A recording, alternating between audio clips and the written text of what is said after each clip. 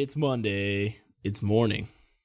And it's the day after Macabre the It's Super the Bowl, Monday baby. Morning Macabre Mega Bowl episode. Welcome to the 50th annual Monday Morning Macabre Mega Bowl. I gotta tell you, Darcy, today's matchup between the West Virginia Cryptids and the Dyatlov Pass Murder Wind is sure to be one for the ages.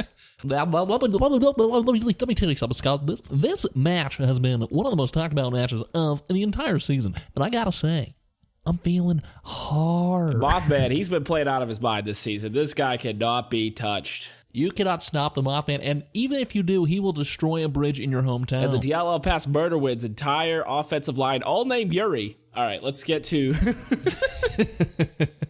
Welcome to Monday Morning Macabre. That's a little taste of post-Super Bowl Goofies. Sunday, Macabre Bowl Monday, Morning Macabre. I'm actually watching it live. I won't give any spoilers, but ooh-wee, the team with red in their logo is just slapping the other team. The halftime show was wild and wacky. Not macabre enough for me. Although at the beginning, with all the red eyes, I was like, is that Mothman? Yep. We're like, hold up. If I'm ever the Super Bowl halftime show, which I think there's a solid chance that I get there. For sure. I'm going to incorporate Mothman. I'm going to incorporate the Jersey Devil. I'm going to incorporate Nessie, Bigfoot. It's going to be a cryptid bonanza out there in the middle of the biggest football game of the year. I'm excited. I'm glad you're excited, and I hope you at home are excited as well, because we're going to be talking about some spooky ookie dookies today. Shout out to the Patreon members for supporting. Thank you for all of your contributions to the macabre cause. We appreciate it. And to everybody else listening. And that's just not like financially. That's also like you guys give us a shit ton of topics to talk about. Yeah, speaking of, today, Scones, I'm going to be bringing you a topic sent in by one of our Patreon members. Oh, so rad. Jessica C. Jessica C. Thank you, Jess, for this little tipperoni. Jesse getting the tipperoni on the Monday Morning Macabre Mega Bowl episode. Mega Bowl episode. Are we going to have a halftime show halfway through your story? Yeah, let's have a halftime show. Okay. So today, Scones, I'm going to be bringing you a little ditty called The 1673 Murder of Rebecca Cornell and the Good Fire. That's the coolest band ever. I know it sounds like a CBS primetime television program, but it's not, I swear. Oh, you guys watched The Good Fire this week? I loved it when Kristen Bell slipped on a banana peel. I liked when Tim Allen did a throwback to his yeah. All right, let's get into sad stuff. On the night of February 8th,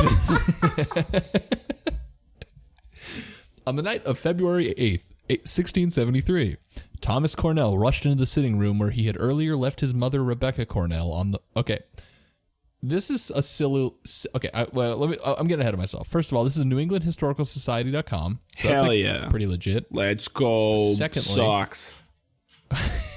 Go Sox, Secondly, the way this sentence is worded, it sounds like his mother is like a doll that he left. It says, Thomas Cornell rushed into the sitting room where he had earlier left his mother, Rebecca.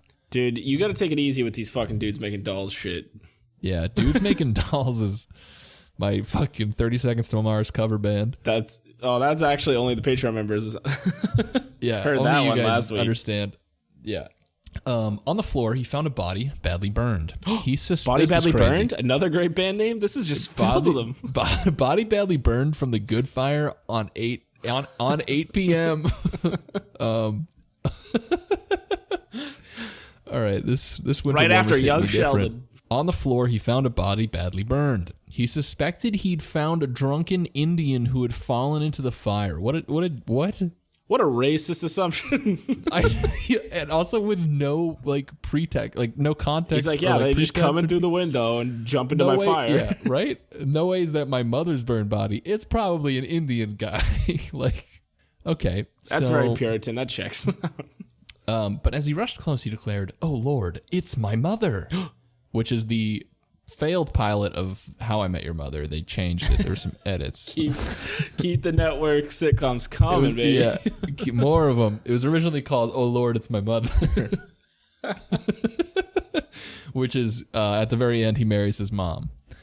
But it's like a blind wedding type deal for like a reality show, and he pulls up the veil and it's his mom. It's a really good show. It's on at 7:30 right before Badly Burned Bodies. Yeah, and then The Good Fire at 8:30. It could be at 8. Badly Burned Bodies could be a 10-minute program. Who knows? Yeah, shut up, listener. You don't know. You don't fucking know my goddamn primetime network. And so began the strange case of the murder of Rebecca Cornell. The Cornells were a well-respected family in Portsmouth, Rhode Island. Thomas and Rebecca, originally from England, ran an inn in Boston. They left Massachusetts in the wake of Anne Hutchinson's expulsion for her religious beliefs. The Cornells sympathized with the more tolerant society Roger Williams was creating in Rhode Island. What? Hey, shout out to Roger Williams Zoo. Shout out to Roger Williams University. Shout out to Roger Williams. Help me. Park, just general park. Yeah, just park. Hey, I'll go for another one. I'm batting 500. Shout out to Robin Williams. Shout out to Robin Williams. Shout out to Robin Williams, a documentary series on CBS Limited after The Good Fire. The Good Fire on TBS, CBS, ABC, baby, NBS. It's where the funny happens. All of Turner Broadcasting's channels. It's on. The death of Rebecca Cornell. Thomas Sr. died in 1655. Both Thomas Cornell Sr. and Jr. were well-regarded citizens serving public office. By 1673, Rebecca had entrusted her estate to her son Thomas. On the day she died, Thomas spent more than an hour talking with his mother in her sitting room. Then he was called to dinner. The evening dinner was salt mackerel. Lucky guy, huh? Dude, me and salt mackerel, oof, we go way back. Dude, salt mackerel is like the toughest kid in the school. Salt mackerel is fucking the starting linebacker. The evening dinner was salt mackerel, which Rebecca did not eat. She said it made her dry in the night. What does that mean, sir? No me gusta. Thomas sent his son Edward to ask Rebecca if she wanted boiled milk or some other supper. You guys have to appreciate the time we live in. Tough choice. Literally, all they had for dinner was fucking salty mackerel and boiled milk. Boiled goose. Boiled goose. As Edward tried to rouse his grandmother, he was alarmed by a dog bounding from the sitting room. So we've just got a crazy cast of characters going on here. Wait, yeah. Dogs. Was it his dog or just a dog? And he was alarmed by it just says a dog. Dog just rolled in like, I smelled you guys were boiling milk in here. He's like, yo, you got some burned Indian men in here? Where you at? Something was amiss, and Edward ran to fetch a candle and raise an alarm. When Thomas returned to the sitting room with Edward, he found the body on the floor. Kneeling down, Thomas first tried some Indian phrases to communicate with the injured person. That sounds like what my mother would do to a Spanish waitress. On closer inspection, he recognized his mother. The first coroner's inquest was quick and to the point. Rebecca Cornell had died in a fire. She had probably fallen asleep, dropped ash from her pipe on herself, and burned to death. But 4 days after the death, Rebecca's brothers John gave a strange testimony. How strange? Uh-oh. Oh, so strange. When you're strange, your testimony is dank. He was asleep in bed when he, quote, felt something heave up the bedclothes twice and thought somebody had been coming to bed with him, whereupon he awaked and turned himself about in his bed, and being turned, he perceived a light in the room. Dude, is this like the prequel to the Bell Witch? It might be. Like to the dawning of the day, and plainly saw the shape and appearance of a woman standing by his bedside, where he was much affrighted. He cried out, "In the name of God, what art thou?" The apparition answered, "I am your sister, Cornell," and said twice, "See how I was burnt with fire?" So she really wanted him to know that she got burnt by fire. See how I was burned by fire? Second time for dramatic effect. Do you see? She plainly appeared unto him to be very much burnt about the shoulders, face, and head. The vision reinvigorated the investigation. Rebecca's brothers interpreted the vision to mean that his sister accused someone of burning her intentionally. Rebecca's body was inspected a second time, and this jury found a suspicious wound in her stomach. A new version of events began to take shape, and Thomas Cornell was charged with murdering his mother. Womp, womp, womp. Well, so, a perfect justice system is one based off visions. Based off visions, ghosts, apparitions, etc. I mean, what's a better... It's a primary source right there. It's all they really had back then. Yeah, they're like, we literally just eat salted mackerel all goddamn day. I saw a ghost, okay? It's like, yo, should we dust for Prince? No. What did you dream about last night? No. You see a burnt up sister of mine? Nice.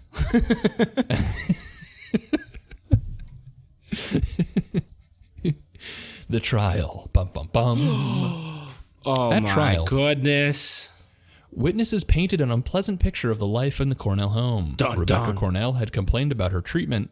She had to work on the farm. She went to bed without her bed made up or warmed. And she complained that Thomas was skimpy in heating the home and would not provide a good fire. If that fire's not good tonight at 8:30. 8 p.m. If his fire's so bad, how are they boiling that milk? Good point. Maybe they're just like, they're breathing on it real hot and heavy. Get me on the defense team. I want... Scones is going to solve this case. Ba-da-da-da-da. The good fire. 8 p.m. I want you to envision the little like ticker on the bottom of the screen playing right now where it's like an animated version. Yeah, they're all like pushing each other around the ensemble cast. It's all roughhousing. One of them lights on fire. The good fire. Her son declined to hire a maid to look after her. And she and Thomas argued over whether rent should be paid for staying at the house and whether he should pay her or vice versa. Rebecca Cornell, 2 witnesses testified, had contemplated killing herself either by stabbing herself or drowning herself. What a wild argument. Just like her being like, you should start paying rent. And then the tenant being like, no. You should start paying me rent. Yo, you want me to pay? The Art of the Deal, 9:30 on TBS, NBC, ABC. Shark Tank. That's Shark Tank back in the day. Hey, you need to pay me rent.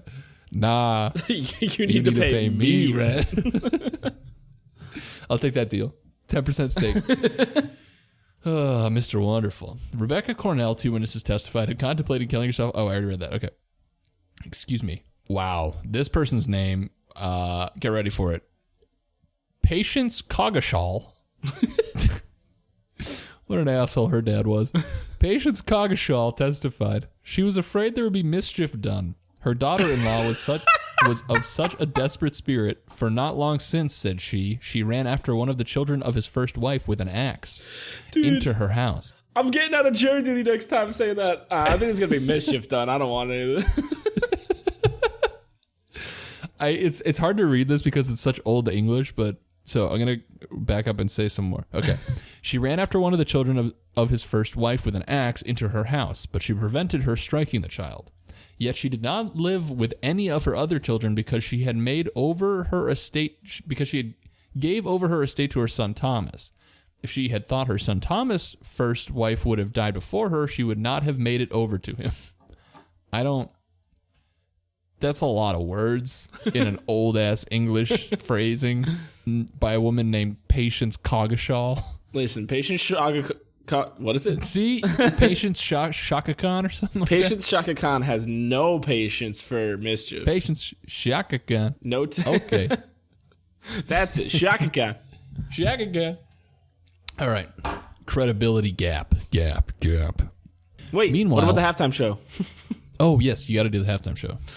Welcome to the Moxie Cola halftime show, brought to you by 8 different car brands: Toyota, Mitsubishi, Hyundai, Honda, Yamaha, and Tony Sopranos.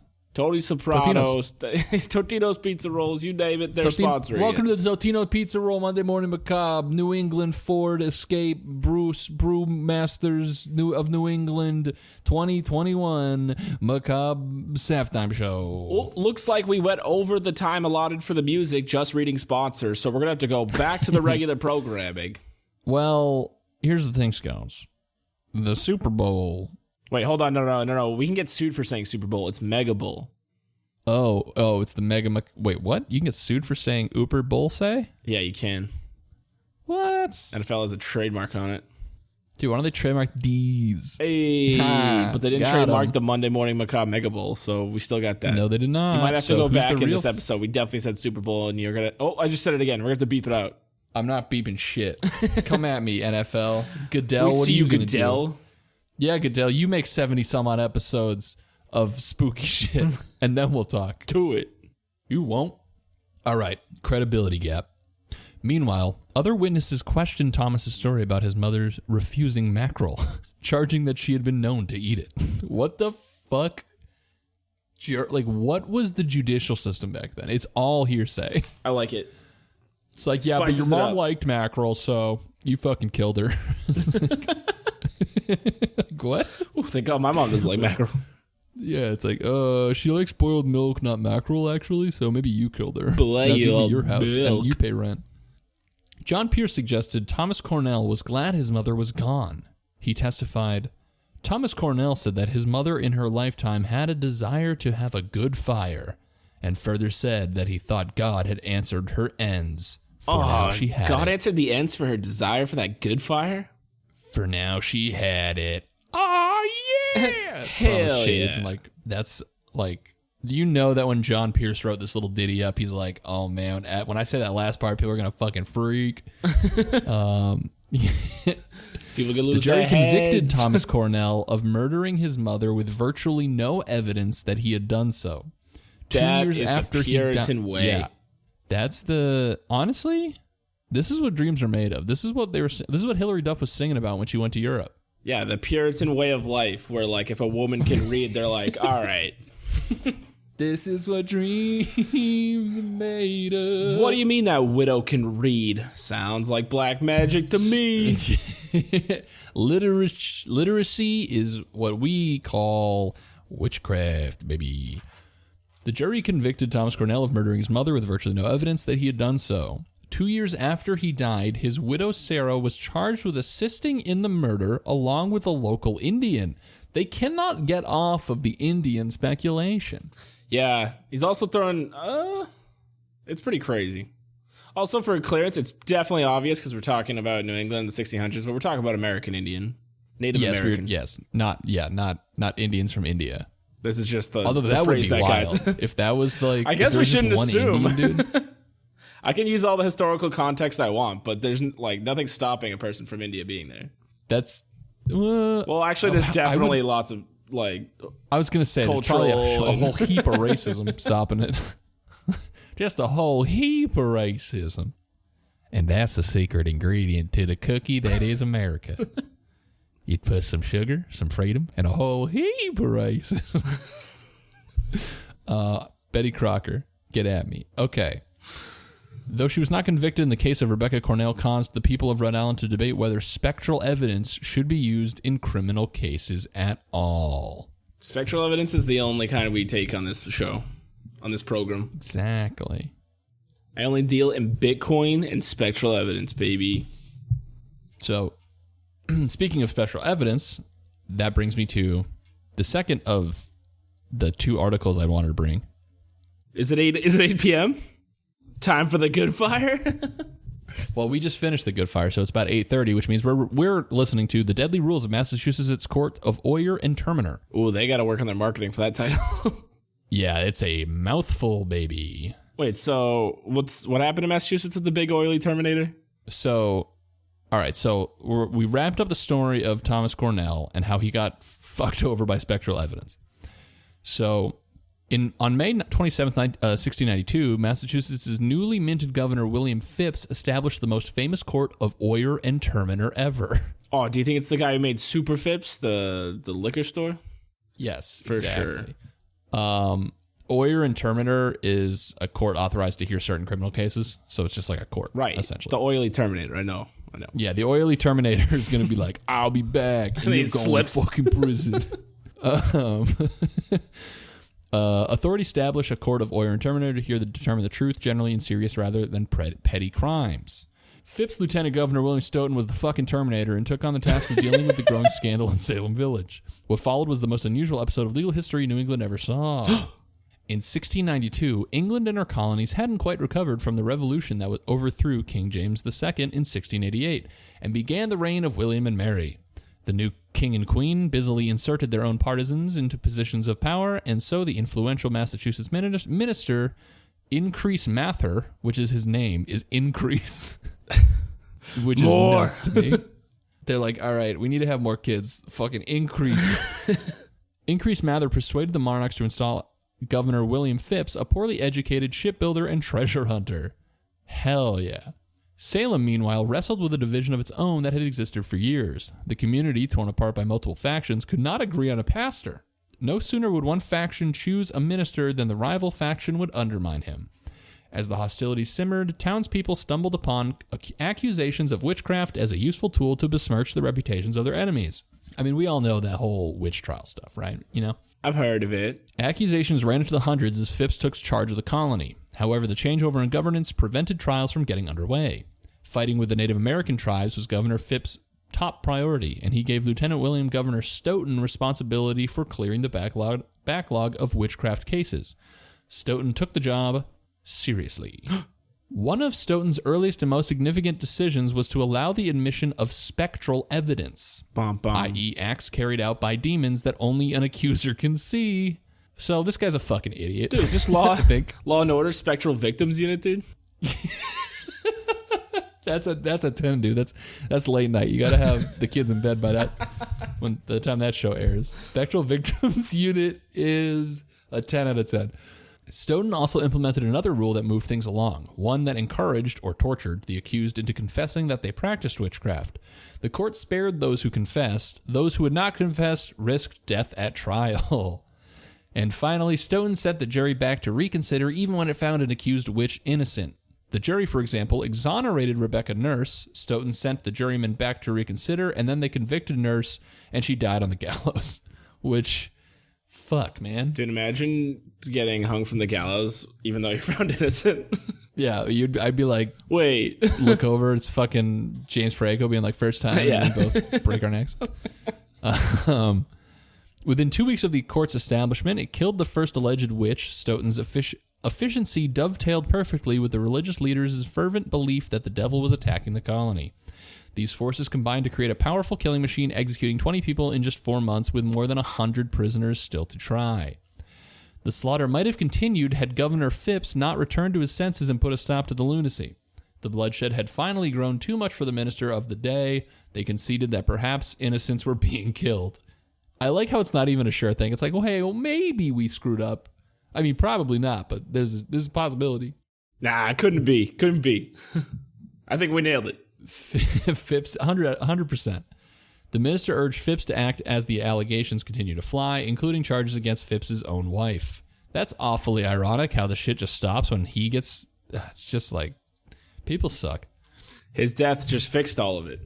In September 1692, Phipps ended the court of Oil the Terminator and stopped the trials and eventually freed all the prisoners. In the aftermath, Phipps, as did many of those involved, apologized for his actions. So he's fine. He made a tweet. Everything's cool. Sorry, was hacked. Lol. That was my cousin. He took my phone. Stoughton, however, never publicly apologized to any wrongdoing. A lifelong political operator, he continued accumulating wealth and power until his death in 1701, and he willed his estate to Harvard College. The end. Well, at least he gave his charity to, a school that really needed it. So, spectral visions have been getting people fucking killed for years. And bet you some places in the world it still flies. Oh, 100%. I bet if you Googled, they float at least. Does, weirdest laws in America, there's some county in, the... Yeah, it's like, you can't eat ice cream while also kissing a ghost. Yeah, exactly. There's definitely, some town in the bayous somewhere that, still holds spectral evidence. Yeah. Spectral Victims Unit headquarters is probably located there. Dun dun. We are lawyer guys. Dun dun. Or we could go into the what's the Who song that plays? NCIS. Yeah. But that's today's topics. Shout out to Jess. Thank you again for sending us in that info. It's fucking lunacy. Dun dun. I hope you guys enjoyed the Mega Bowl $1 million halftime show. That cost us $1 million to make. Yeah, one lucky listener's gonna win $1 million. I wonder who? Who could it be? I get to choose, though. And whenever I feel it might be a ghost that I saw. I can't wait till you're on your deathbed and you leave your estate to one less. Like, and I'm just like, Dakota Riggs. I fucking die.